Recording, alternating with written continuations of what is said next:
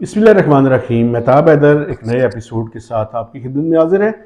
دیکھیں، میں اپنے دیکھنے والوں کو یہ بتانا چاہتا ہوں کہ پاکستان میں اس ٹائم ہائر انٹرسٹ ریٹ جو شرح سود ہے اس میں اضافے کا رجحان ہے۔ اس ٹائم جو شرح سود ہے وہ 21% پہ کھڑی ہے، یعنی وہ اسٹیٹ بینک آف پاکستان کو جو پالیسی ریٹ ہے وہ 21% پہ ہے۔ تو اس کی بنیادی وجہ اس ملک میں بڑھتی ہوئی مہنگائی ہے۔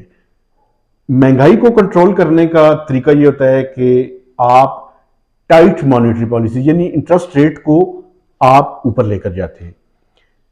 اس کے نتیجے میں اکنامک ایکٹیویٹی چوک ہوتی ہے، لیکن ہائر انٹرسٹ ریٹ کا جو سب سے زیادہ نقصان ہوتا ہے وہ سارے طبقوں کو ہوتا ہے، لیکن جو لو فکسڈ انکم گروپس ہیں جس میں سیلریڈ کلاس اور خاص کر پینشنرز، وڈوز، بیوہ جو ہیں، ان کا نقصان سب سے زیادہ ہوتا ہے۔ تو اس پہلو کو سامنے رکھتے ہوئے یہ وی لاگ کرنا میں ضروری سمجھتا تھا۔ کل نیشنل سیونگز کی جو سکیمز ہیں، قومی بچت کی سکیمز، ان کے ریٹس ریوائز ہوئے ہیں۔ تو میں یہ چاہتا تھا کہ میں آپ کے سامنے یہ جو صورتحال ہے اس کے بارے میں آپ کو بتاؤں۔ اس میں جو ریٹ آف سیونگ سرٹیفکیٹ ہے اس میں تقریباً 1% کا اضافہ ہوا ہے، جو 18.5% تھا اب وہ 19.5% ہو گیا ہے۔ اسی طرح جو شارٹ ٹرم سیونگ سرٹیفکیٹ ہیں ان کا ریٹ بھی بڑھایا گیا ہے۔ پہلے یہ 19.82% تھا، یہ بڑھا کر اب تقریباً کوئی 20.80% جو ہے وہ کر دیا گیا ہے۔ اسی طرح جو ریٹ اور اسپیشل سیونگ سرٹیفکیٹ ہے اس میں بھی معمولی سا اضافہ ہوا ہے، جو پہلے 17.13% تھا اب اس کو بڑھا کے 17.40% کر دیا گیا ہے۔ لیکن اس کے علاوہ جو ڈیفنس سیونگ سرٹیفکیٹ ہے، بہبود سیونگ سرٹیفکیٹ ہے، ریگولر انکم سرٹیفکیٹ ہے، ان کے ریٹس کو برقرار رکھا گیا ہے۔ ایک بات جو نیشنل سیونگ سکیمز میں جو لوگوں نے انویسٹ کیا، اور زیادہ تر میں آپ کو بتاؤں لو انکم گروپس ہیں جس میں زیادہ تر سیلریڈ کلاس یا پینشنرز کی بڑی تعداد یا وڈوز کی بڑی تعداد، جو بیوائیں ہیں ان کی بڑی تعداد جو ہے اس میں شامل ہے۔ یہ اپنے پیسے گورنمنٹ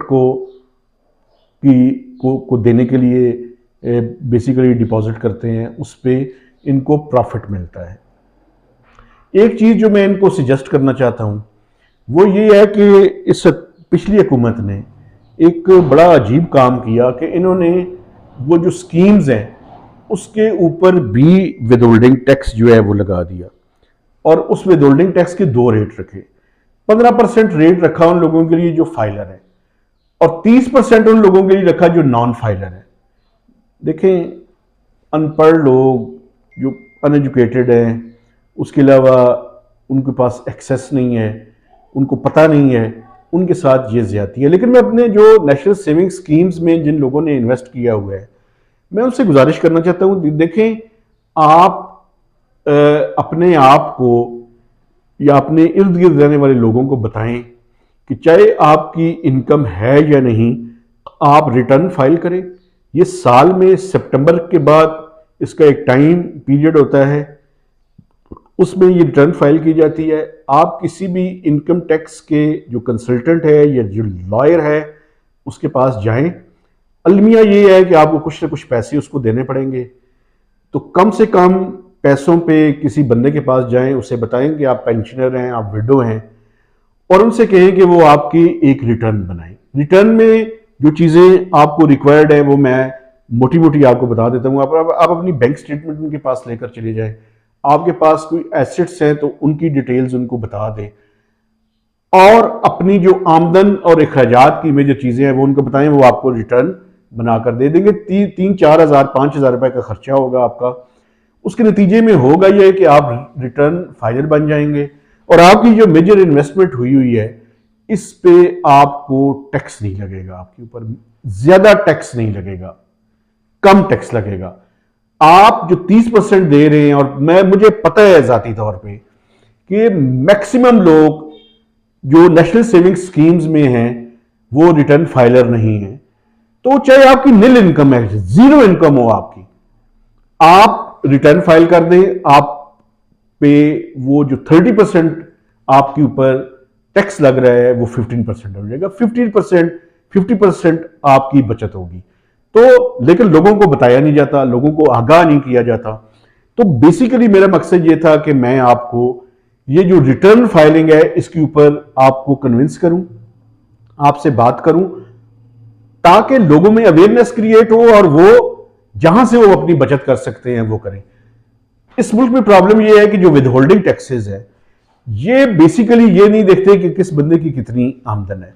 ہر بندے پہ آسان طریقے سے ایک ٹیکس حکومت نے لگا دیا ہے. تو آپ جہاں سے اپنی بچت کر سکتے ہیں وہاں سے اپنی بچت ضرور کریں, اور خاص کر وہ لوگ جو غریب لوگ ہیں, کیونکہ ایک ایک پیسہ اس بڑھتی ہوئی مہنگائی کے عرصے میں آپ کے لیے اور آپ کے گھر والوں کے لیے امپورٹنٹ ہے. ریٹرن فائل کریں, کوئی چیز چھپانے والی نہیں ہے. آپ جو آپ کے ایسٹس ہیں ان کے بارے میں بھی بتا دیں, آپ کی جو انکم اور اخراجات ہے اس کو بھی ریکنسائل کر کے وہ آپ کو دے دے گا. اور خاص کر جو پاکستان میں ویڈوز رہتی ہیں اور انہوں نے انویسٹمنٹ کی ہوئی ہے, تو ان سے گزارش ہے کہ اگلے سال جولائی کے بعد سپٹمبر میں اس کی ڈیڈ لائن ہوتی ہے.